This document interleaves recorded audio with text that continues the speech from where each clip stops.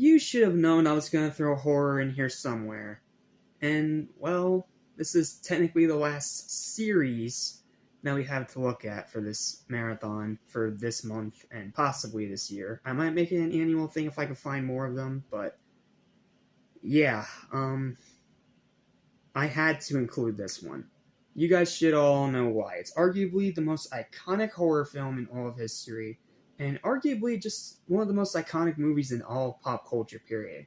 It has been referenced to death. It has been homaged to death. It has been talked about to death. Hell, there's literally been an entire movie, about what possibly could have been the inspiration for it. All the different fan theories that people have had over the years, trying to decipher what this movie's inspiration was and how the whole thing actually functions. And if you want to know what that movie is, check out Room 217. That's literally the name of the fan theory movie, and it's pretty freaking fascinating. You gotta check it out. But we're not talking about that today. We're talking about the original itself.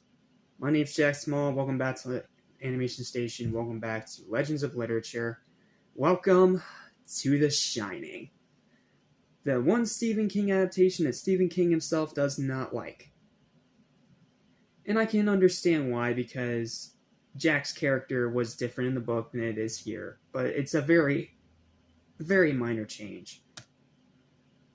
But, I mean, what can I really say about The Shining that hasn't already been said by a million people? It's bone-chilling, it's dark, it's scary, it's effective, it's mind-boggling, it's batshit insane. Like, I'm not even sure how to really do this review. Do I talk about the amazing performances by Jack Nicholson and Shelley Duvall? Do I talk about the amazing set design of The Overlook, where nothing ever makes any actual sense?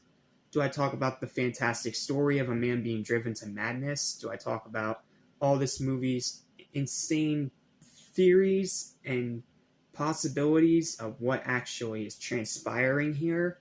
Like, there has been so much said about The Shining that doing a review on it, especially in 2023, is really difficult. So, it has only gotten more difficult to review this movie over the years, because pretty much everything that's been said about it has already been said by a dozen other people in a dozen other ways. Like, it's The Shining. It's one of the most iconic horror films of all time. And I had to throw it in here. Like, I had to. Because A, it's based off a Stephen King book, and B, because it's The fucking Shining. Like, I'm pretty sure I would have been crucified by horror fans if I didn't include this one in Legends of Literature. Like, it's The Shining. There's not really much more I can say. It's just as amazing as you've heard, and you're going to keep hearing how amazing it is for generations to come.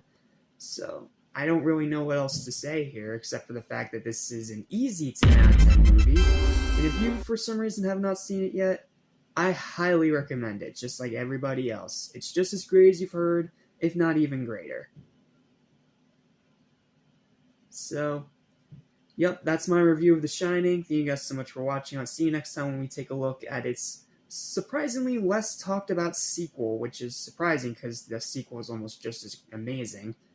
Why? Let me tell you all about it next time when we dive into Dr. Sleep.